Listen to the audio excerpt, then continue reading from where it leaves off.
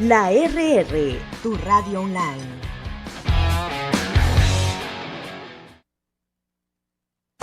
A primera vista, con Francisco Gómez. Los conceptos vertidos en la siguiente entrevista no son responsabilidad ni es la línea editorial del 106.9 FM Radio. La entrevista, el punto de vista de los profesionales en temas de interés nacional e internacional.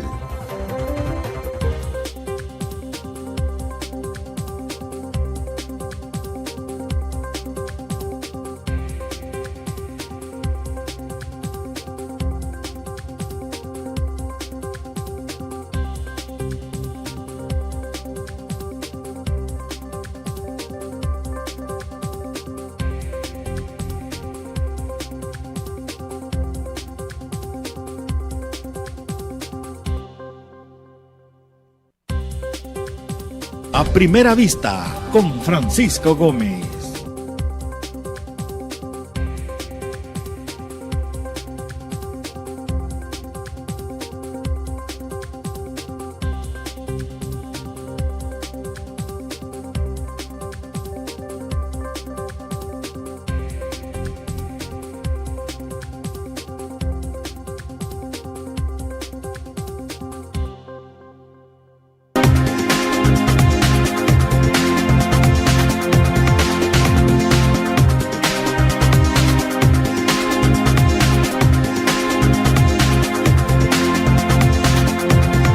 Los derechos humanos en El Salvador día a día son violados. El Estado salvadoreño no se hace responsable por la violación de derechos humanos a toda clase de salvadoreños.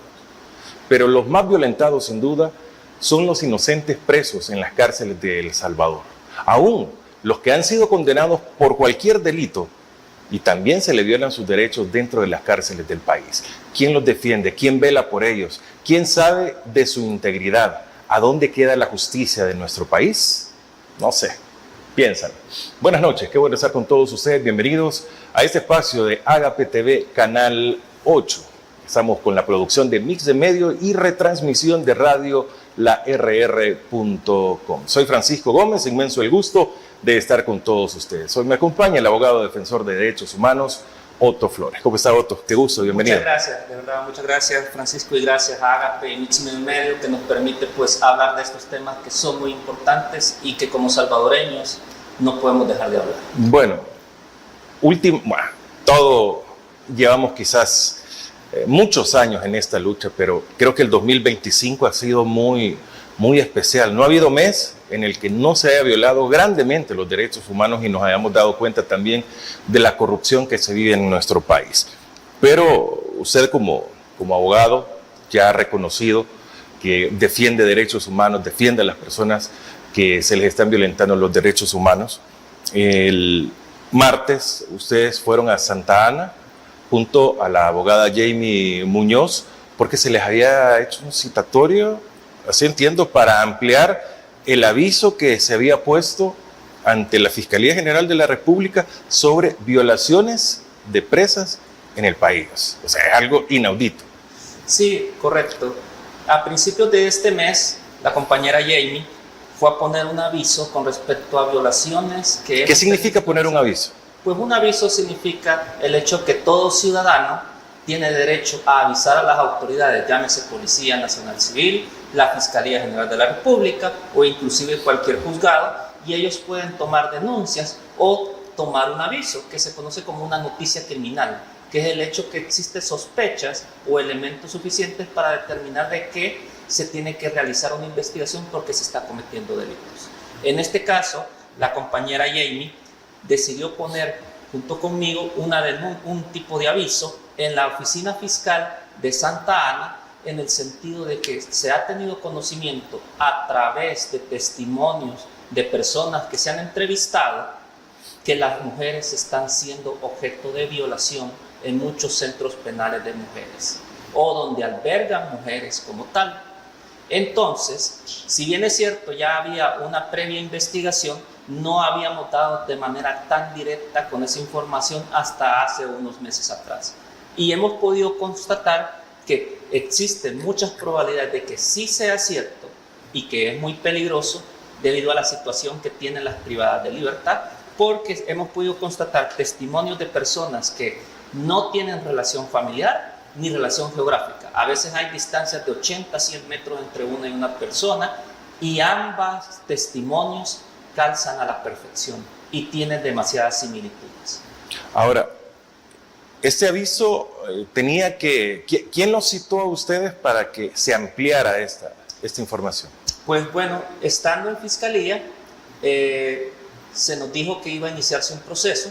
Nosotros no es la primera vez que damos avisos, ya lo hemos dado acá en la sede fiscal de la Sultana, San Salvador, y pues pensábamos que iba a ser un proceso más. Inclusive ha habido casos donde hemos dado avisos y la fiscalía no nos da el número de referencia que usa fiscalía para clasificar cada denuncia o cada aviso y para definir investigación.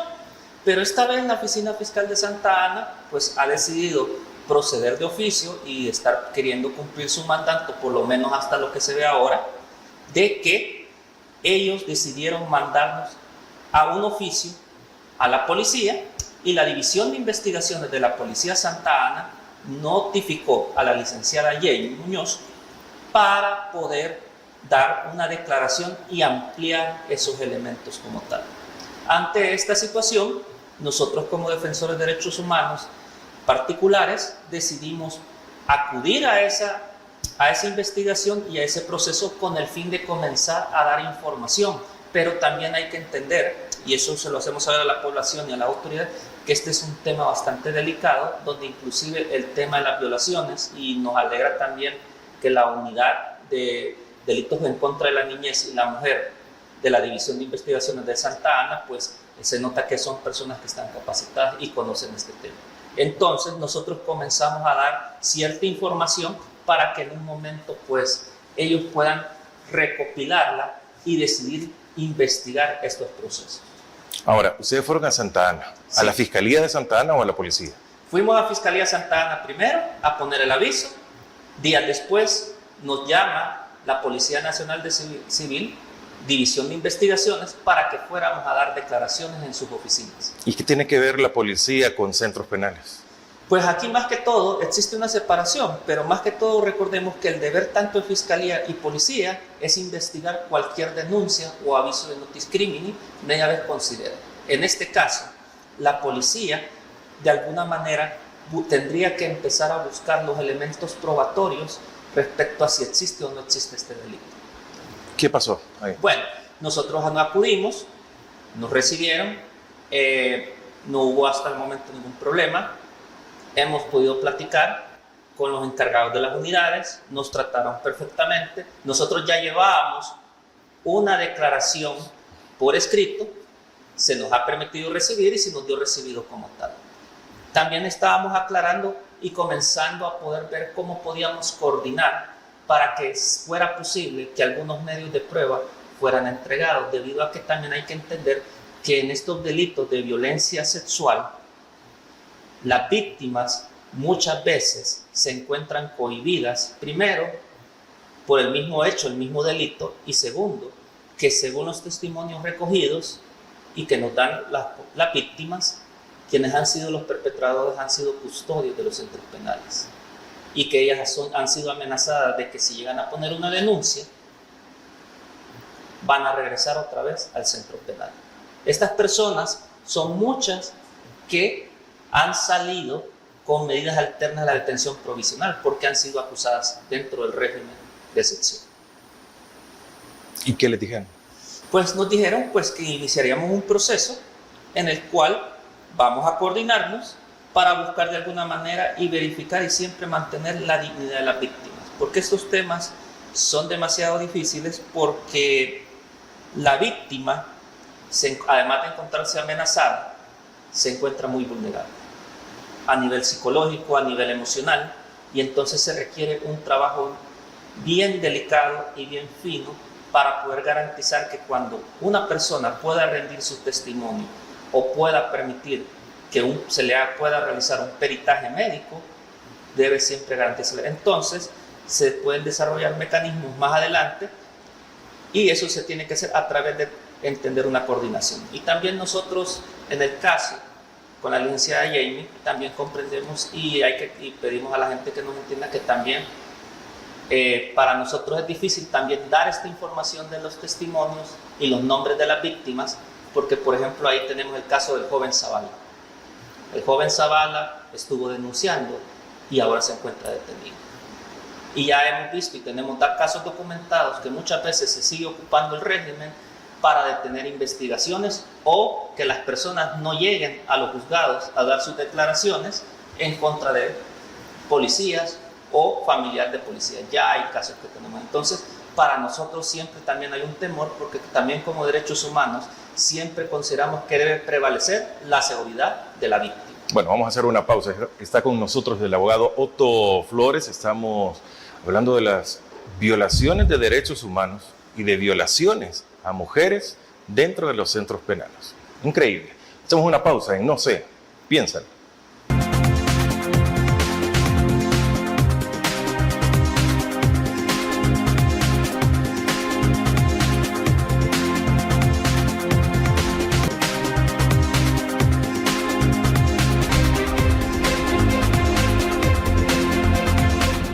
Gracias por continuar con nosotros. Estamos en Agape TV Canal 8. Nos puede ver en redes sociales también, en Agape TV Canal 8, Mix de Medio, al igual que en radiolarr.com. Puede buscarnos en las redes sociales y participar también con sus comentarios. Bueno, cuando hablamos de violaciones, son violaciones, ¿cómo se llama? Sexuales. Sexuales. Que se dan.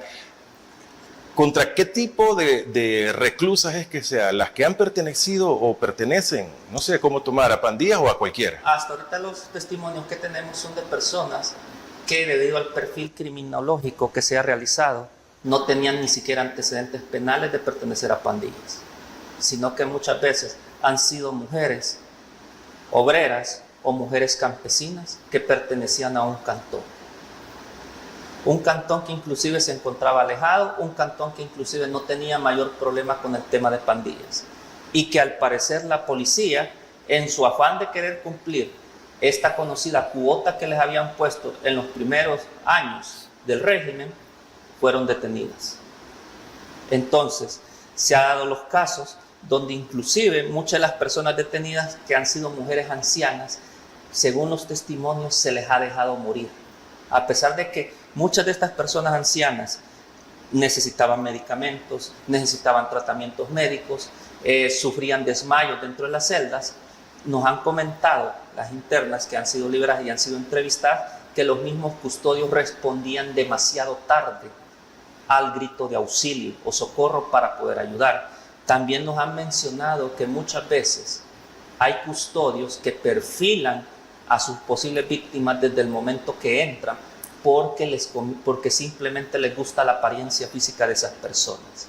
También inclusive han mencionado que cuando estas mujeres están saliendo embarazadas generan prácticas para poder lograr el aborto o obligar al cuerpo que aborte a ese efecto como tal. ¿Sí? Pero ¿y cómo podrían explicar las autoridades, disculpe, licenciado Flores, que si usted tiene un año, una mujer tiene un año en prisión, ¿cómo sale embarazada? ¿Cuál es la explicación que se pueden dar? Es que ese es el tema. Porque o están hombres, mujeres en la misma celda. No, generalmente hay que entender, y ese es un problema que se dio cuando se aplicó el régimen.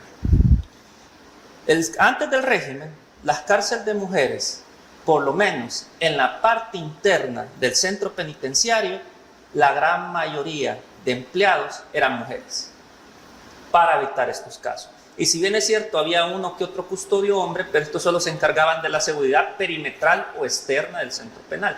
Era muy raro que lograran entrar. Eso cambió con el régimen. Muchos custodios pasaron a ser hombres los que encargados de custodiar la seguridad interna. Y al parecer ha habido un tipo de control, o por lo menos la Dirección de Centros Penales y su unidad de observación de comportamiento, al parecer ha hecho de la vista gorda. Entonces, yo no creo que si se demuestra esto, el gobierno no va a poder dar una razón de explicar por qué una mujer que lleva 2 o 3 años detenida y que no ha tenido ninguna visita conyugal porque están prohibidas, porque ha salido embarazada. o por qué se están Alguien dando debe dar una situaciones. explicación. Alguien tiene que dar una explicación. Porque ¿Cómo es? Sin necesidad de pedirla. Porque, insisto, tiene, digamos, un año de estar recluso, ¿cómo va a salir embarazada? Exacto. Inclusive, fíjate que según los testimonios de estas personas, mencionan que inclusive cada cierto tiempo llega medicina legal a examinarlas a ver si están embarazadas. Algunas lo que hacen es ocultarlo, porque ya han visto que inclusive casos que han visto a compañeras de celda ahí mismo abortar, en ese lugar. Entonces, algunas lo que han, y eso lo hacen después de que son llevadas porque o las hacen tomar alguna pastilla o algún tipo de infertilización o de tipo de medicina abortiva. Pero eso se tendría que revisar después, pero eso es lo que nos menciona. Y dicen que algunas que logran llegar hasta las 12 semanas de embarazo, porque lo han ocultado, son trasladadas a la granja penitenciaria de Izalco. Entonces ahí podría haber una prueba. Ver que si una persona entró a un centro penitenciario, que por lo menos hay una sección de mujeres en Apanteos y el centro penitenciario de Izalco, ver cuándo hubo ese traslado y ver cuánto tiempo tiene la persona detenida dentro.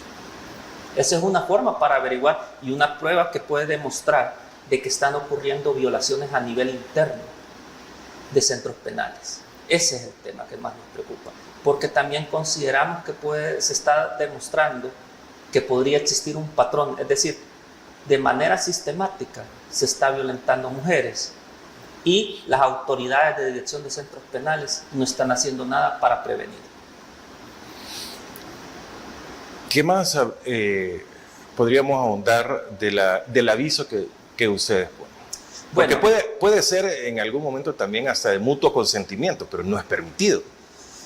Si fuera más que todo considerado de mutuo consentimiento, primero, como lo mencionas, dentro del mismo reglamento de la ley penitenciaria y dentro del reglamento de comportamiento de los custodios, se sabe que no es permitido.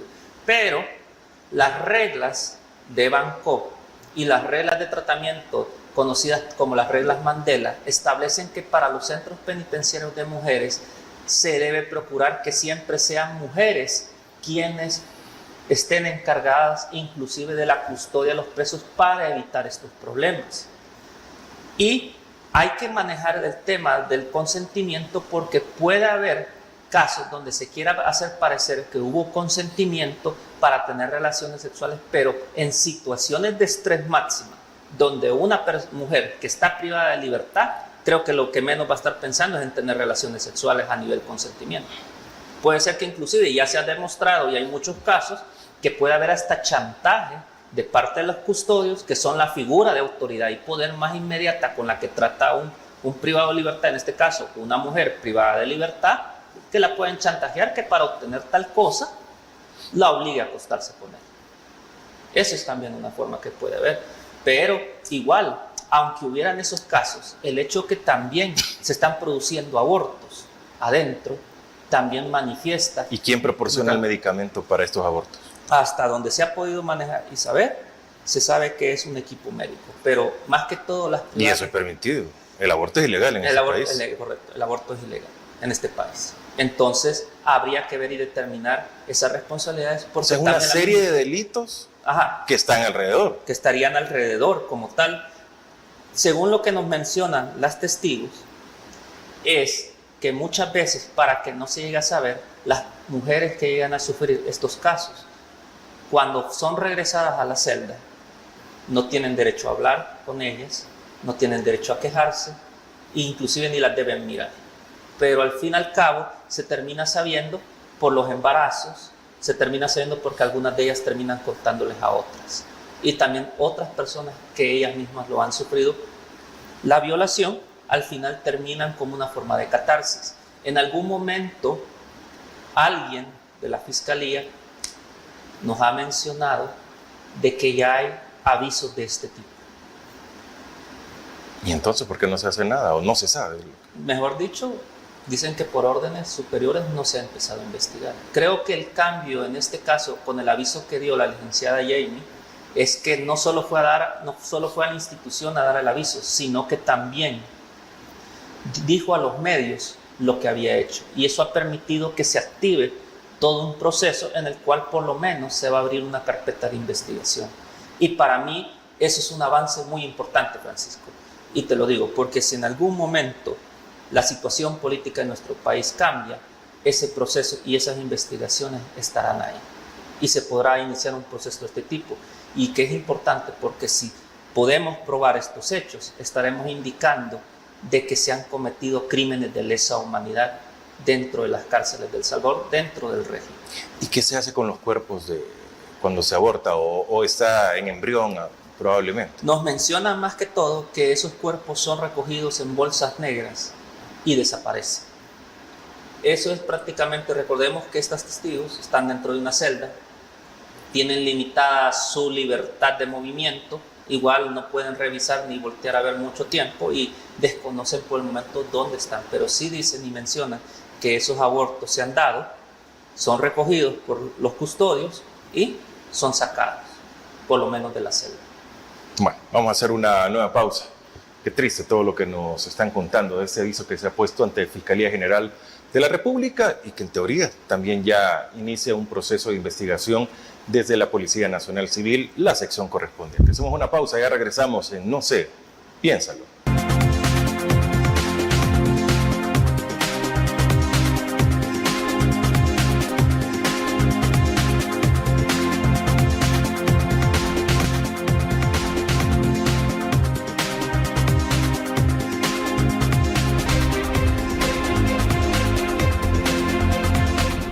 Feliz provecho para todos ustedes. Están cenando en sintonía de Agape TV Canal 8 en televisión abierta. Significa que lo puede ver en cualquier... No necesita una señal de cable para podernos ver, sino que estamos en televisión abierta cubriendo El Salvador completo y en el mundo por las redes sociales de Agape TV Canal 8, Mix de Medio y Radio La RR. Estamos para todos ustedes también en A Primera Vista, la entrevista con Francisco Gómez de lunes a viernes a las 7 de la mañana. El licenciado Otto Flores nos acompaña, él es abogado.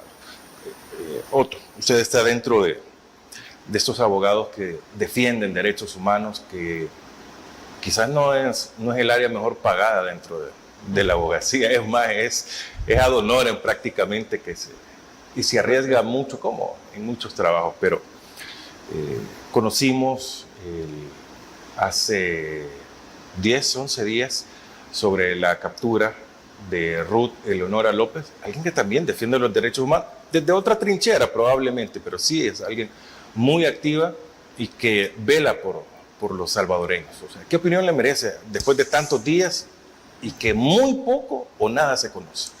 Primero, debemos decir que ya la captura de Ruth, pues desde un punto de vista bien legalista, ya está una captura ilegal.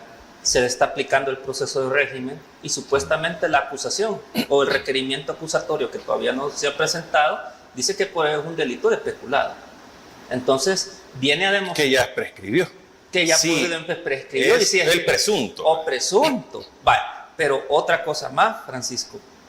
Eso viene a probar algo que hemos estado diciendo todos los defensores de derechos humanos. El régimen de excepción ya no es un arma para combatir el crimen organizado o los grupos de pandillas. Se ha convertido en control social, control de la ciudadanía y de los voces disidentes. ¿Por qué? Porque a Ruth, si fue detenida por peculado, es obvio que ya la fiscalía tendría que haber tenido de antemano todo el proceso de investigación y haberlo presentado antes de las 72 horas, porque el decreto de régimen que permite presentar una acusación o un requerimiento acusatorio en los 15 días se da a entender que se aplica directamente a temas de pandillas, a delitos de pandilla, principalmente agrupaciones ilícitas, no peculado.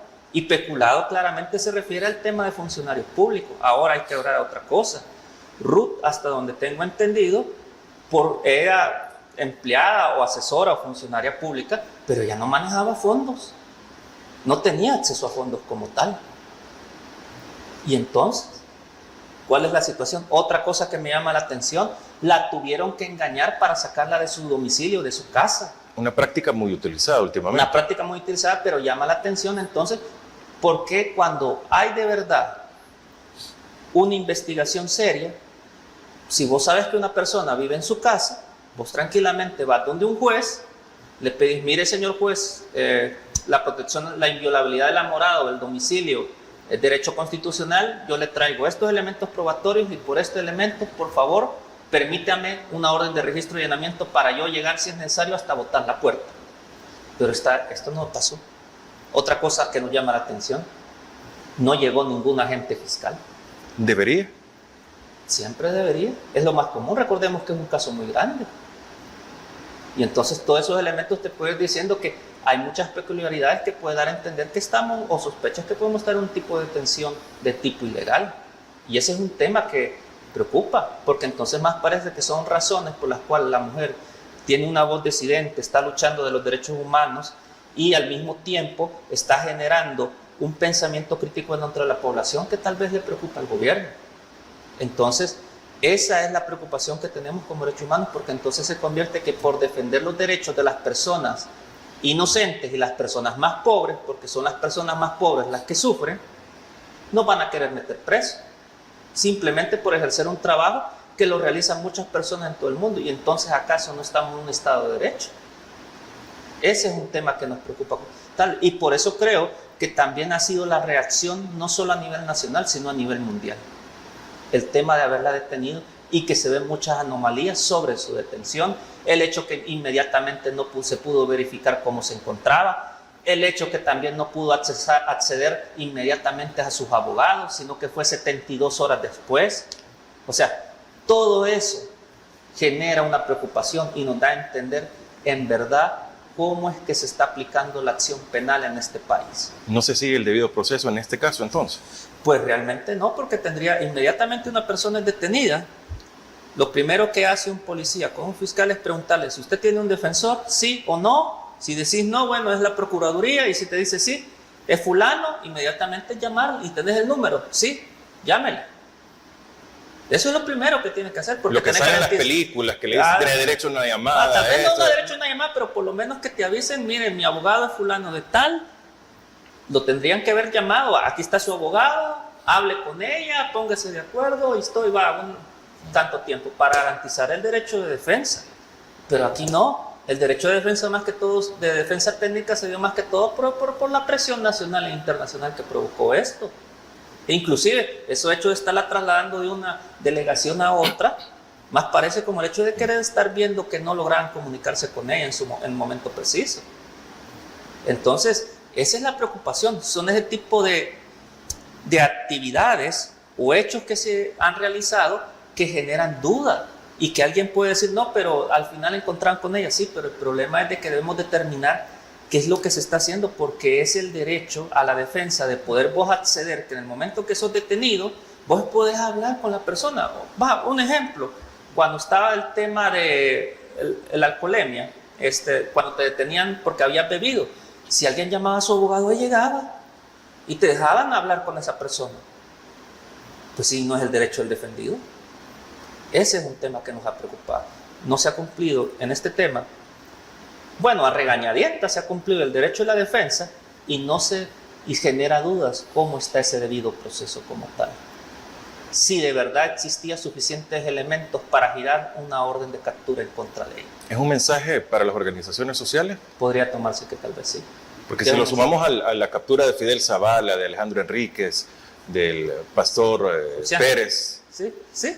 Puede ser que sí, puede ser también un exabrupto. Son diferentes áreas que han ido tocando. Sí, pero si te das cuenta, la captura del abogado de derechos humanos Alejandro y el pastor José Ángel, todos se dieron menos de 3 semanas después de ello.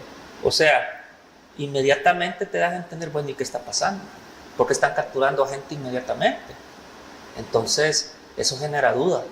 ¿Qué es lo que está pasando? También recordemos que RUC ha comenzado a generar bastante ruido y a romper el cerco informativo a nivel internacional. Que no había pasado nunca. No prácticamente no pasaba. No pasaba. Era muy mínimo. Era bien mínimo. Ya ahora se han publicado entrevistas de la revista Rolling Stone, Miami Herald, que le han tomado interés al tema. Le dan seguimiento. La BBC, CNN. La CNN, o sea, todos esos temas. Entonces, esa detención también ha permitido mostrar la realidad que se vive en este país. Porque si vos le preguntas a los extranjeros, este es el Edén. este es el paraíso. Entonces, porque quieras o no, el gobierno gasta mucho dinero en publicidad, pero no tanto ya aquí adentro como allá afuera, en el exterior. Otto, y estas capturas, estos mensajes, ¿cómo los toma la población? Ustedes hablan con todo tipo de personas también y van a comunidades, van a sectores donde probablemente la publicidad no llega mucho, presumo, pero hay percepción de las personas. Mira, la percepción de las personas en general, cuando tú hablas en privado con ellas, es: esto está mal. No tendrían que capturar a alguien así de esa manera. No tendrían que capturarte si no llevan una orden. O la policía no tiene por qué estar diciéndote mentiras para poder sacarte de la casa. Vayas, si todo lleva legal, un policía tranquilamente te puede botar la puerta si vos no querés abrir. Si todo va legal. Si lleva la orden de detención y también si llevas la orden de registro y allanamiento de la casa. Pero muchos dicen, estamos en régimen de excepción, sí podían entrar a la casa. No, pero el problema es que el régimen de excepción no limita ni restringe el derecho a la inviolabilidad de la casa. Exacto. Vos, ahí eso no te lo restringe. Entonces, eso no se puede hacer como tal. Y ese es un tema en el cual hay que ser más acucioso también y decirle a la gente pues que a veces, ahorita como está la situación, pues una casa es un refugio. Bueno, vamos a hacer una pausa interesante. Estamos hablando con el abogado Otto Flores en Agape TV, Canal 8, los miércoles a las 8, desde las 8. No sé, piénsalo. Ya regresamos.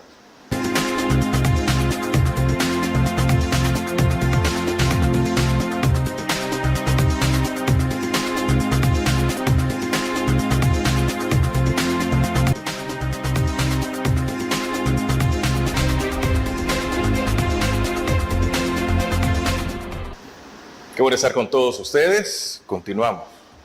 Estas pláticas son para reflexión, no es una entrevista, sino que es que compartan nuestros invitados su conocimiento para que nosotros podamos ampliar el nuestro, para aprender y para tener la otra cara de la moneda, tener una versión completamente diferente de las cosas y que podamos analizarla también y crear también nuestra opinión. Licenciado Otto Flores, y ante todo esto, ¿por qué hay silencio de parte de las autoridades del gobierno? Llámese presidente de la República, Corte Suprema de la Justicia, Asamblea Legislativa, Procuradora de los Derechos Humanos, Fiscal General de la República, en fin, vámonos en todo el orden que se requiera. ¿Por qué hay un silencio de las autoridades en todas las violaciones de derechos humanos? No se diga corrupción. Yo creo que el principal tema que ellos tienen es a nivel comunicacional. Hay que recordar que este gobierno inconstitucional, pero bueno, el anterior sí era constitucional, cuando lo ganaron fue a través de la gran capacidad de marketing y publicidad que ha tenido esta gente. Me imagino que hay órdenes y políticas de que no se puede hablar, que se tiene que tener cuidado al responder y decir cualquier cosa. Y por eso, si te das cuenta, cada comunicado que da el gobierno lo hace de una medida tan milimétrica, tan cronometrada, que te das cuenta que casi todo está casi ensayado prácticamente. Digámoslo así, por ejemplo, el hecho de este programa que ha lanzado de 2 escuelas por día, se nota que fue totalmente buscar la manera de generar una impresión que se iba a trabajar por ese tema, con una escuela que ya del 2024 se había inaugurado. Entonces te das cuenta que es un manejo más que todo de comunicación y que ellos no quieren exponerse a los medios. ¿Cuándo fue la última vez que un funcionario se dejó entrevistar cuando da una conferencia? Creo que no sé, tiene que 4 años, ya ni recuerdo. ¿Por qué? Porque bueno, no, solo fuera del país, en Costa Rica, en Argentina, que han agarrado al presidente y que no se puede estos países censurar y filtrar. Correcto, pero ya de ahí, pues... Y que ha sido donde ha dado las declaraciones que ahí se supo, 8,000 mire, presos sí, inocentes, sí. Sí, correcto. O a veces el vicepresidente Ulloa, que cuando le preguntaban sobre el tema de los venezolanos detenidos y el joven Kilmar Ábrego, te das cuenta que cuando cruzas la versión, Trump te dice, no, están bajo la jurisdicción del Salvador, y el vicepresidente dice otra cosa, no, es que es tema de Estados Unidos. ¿Y entonces creo que para evitar meter la pata, Mejor se callan. ¿Y jurídicamente esto es permitido? Pues no lo En tengo. algunos casos debería de salir al paso la Fiscalía General de la República, porque viendo la entrevista del Faro, amén a si es cierto, si es mentira, es un pandillero, ¿es razón suficiente para que la Fiscalía inicie una investigación de oficio? Podría ser, porque se podría tomar como una notice criminal.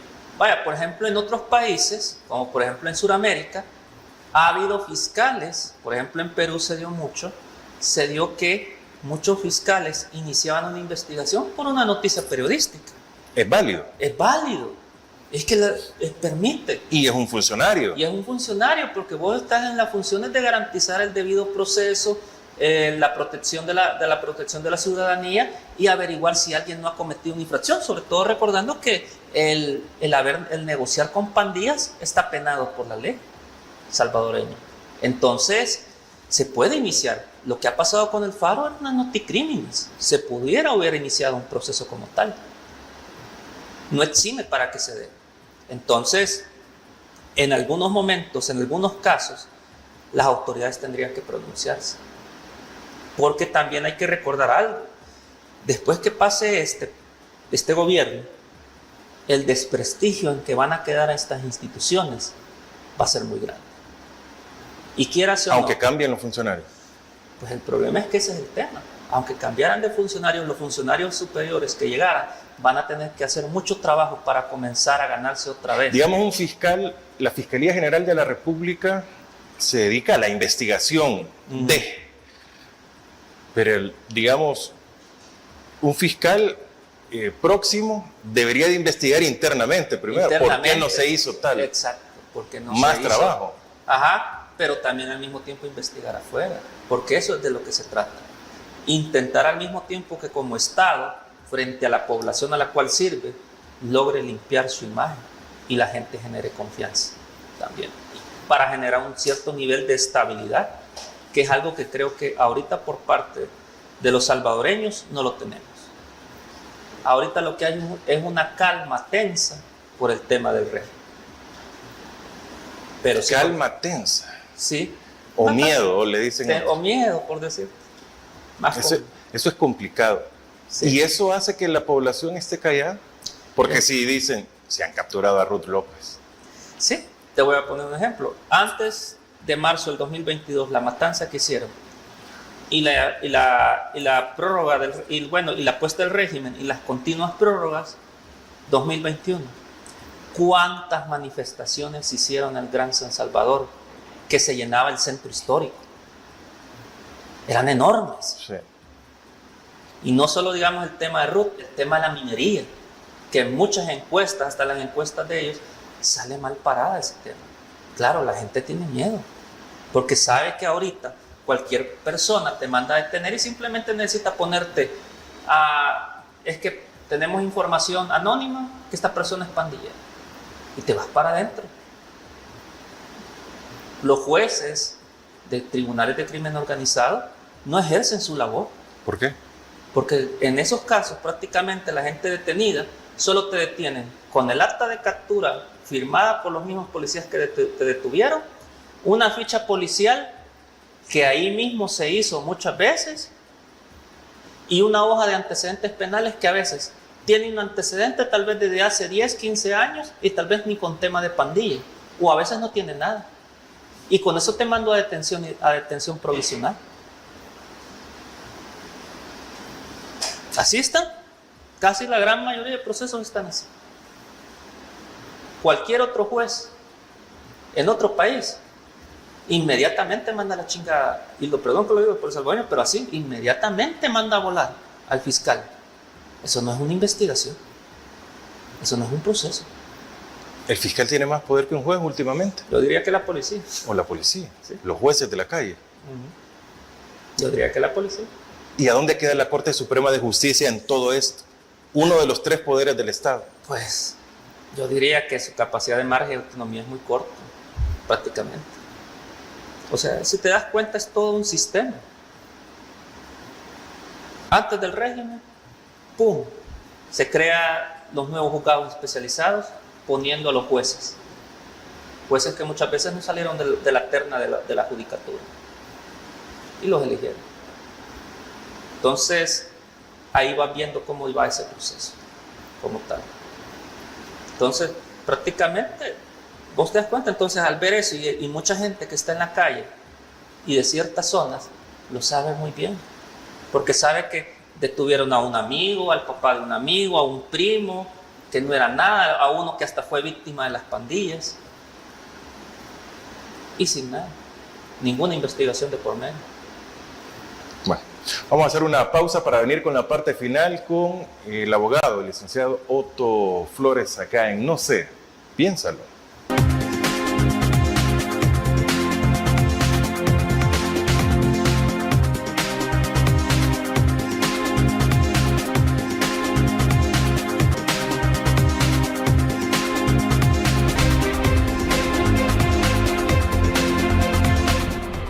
Vamos a la parte final con el abogado Otto Flores, que nos acompaña en esta noche de No sé, piénsalo, noche muy calurosa, por cierto. Licenciado Flores, ¿hacia dónde vamos con los derechos humanos en El Salvador? ¿A quién podemos acudir en instancia nacional? Yo lo que recomendamos muchas veces a las personas, lo primero es, deben entender que estas denuncias de derechos humanos no van a ser efectivas tal vez en este momento, pero es importante que queden registradas. ¿Y para qué? Porque más adelante, en algún momento, se va a poder saber y se va a poder cambiar esto. Y esa es la esperanza que tenemos como tal. Nosotros muchas veces mandamos a las personas, ya sea que sean tomadas a través de algunas ONGs que siguen trabajando el tema de derechos humanos para que queden esos registros, e inclusive hacer denuncias a la misma PDH para que queden los registros como tal. ¿Funciona la PDH? En algunos casos está funcionando. Algunos sí, otros no. Pero... Y hay un silencio ensordecedor también de ese sector. Una ausencia, diría yo. Una ausencia clara y notoria como tal. Pero se ha sabido que en alguna medida la PDH todavía está entrando a algunos centros penales. ¿Qué es lo que está pasando? ¿Cuáles son sus informes? ¿O no hemos tenido acceso a ellos? Es otra cosa. Pero al parecer se ha sabido que sí está entrando. Pero es necesario tener información de lo que está pasando adentro, como tal. Porque en esos tipos de confinamiento es muy posible que se den muchas violaciones a derechos humanos, inclusive simplemente la cantidad de muertos que se han tenido, que es bastante grave, que ya superan los 400 muertos de muertes confirmadas. Hay una cifra negra que no sabemos cuánto será.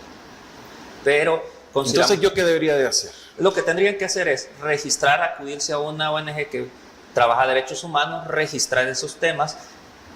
En base a esa información se puede desarrollar un tema de trabajo para ver cómo se puede trabajar ese caso y al mismo tiempo siempre buscar esos registros como tal, porque es lo que se trata.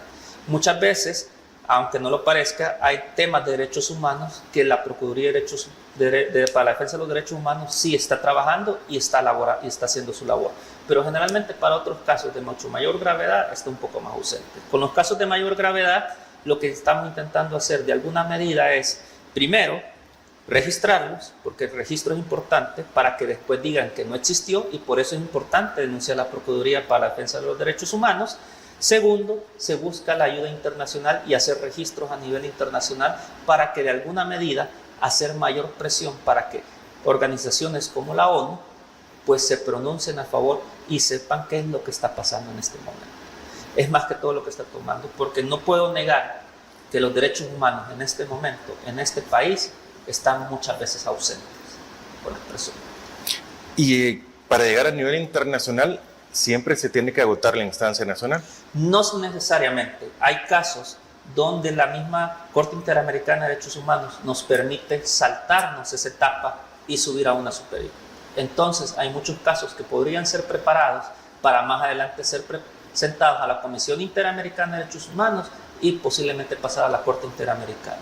Continúan muchos presos por el régimen de excepción inocentes que no se han podido ver ni por sus abogados. Prácticamente me atrevo a decir quizás casi el 100%. De muchos. ¿Tan alto? Sí, ha habido algunos casos medidos, pero son muy contados, la verdad, muy contados. Aunque se ha sabido que en algunos centros penales han aligerado algunas medidas, pero esas medidas son muy pocas, como el hecho cuando a veces se pide un reconocimiento, si la persona no tiene tatuaje se pide un reconocimiento de cuerpo, y a veces uno de abogado ha podido observar, por lo menos lo ha podido observar de lejos y que sigue vivo por lo menos, o a veces... O sea que eso ya es ganancia. Ya eso ya es ganancia, y te digo, y era algo que era normal antes. Ese es un tema. Qué complicado. Licenciado Otto Flores, fuerza, y porque se necesita mucho para seguir adelante. Le agradezco que nos haya acompañado y a continuar batallando también por la defensa de los derechos humanos de los salvadoreños en El Salvador. Muchas gracias. Gracias. Bueno, muchas gracias a todos ustedes por habernos acompañado. Los invito el próximo miércoles a las 8 acá en el 8 en Agape TV. Soy Francisco Gómez. Buenas noches.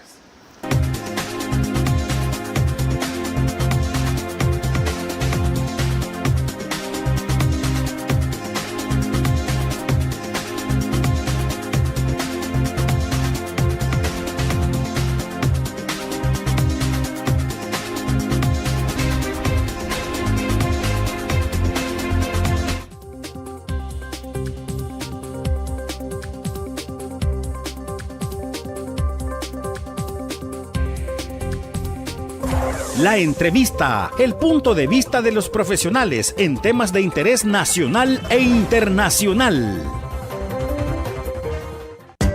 Los conceptos vertidos en la entrevista anterior no son responsabilidad ni es la línea editorial del 106.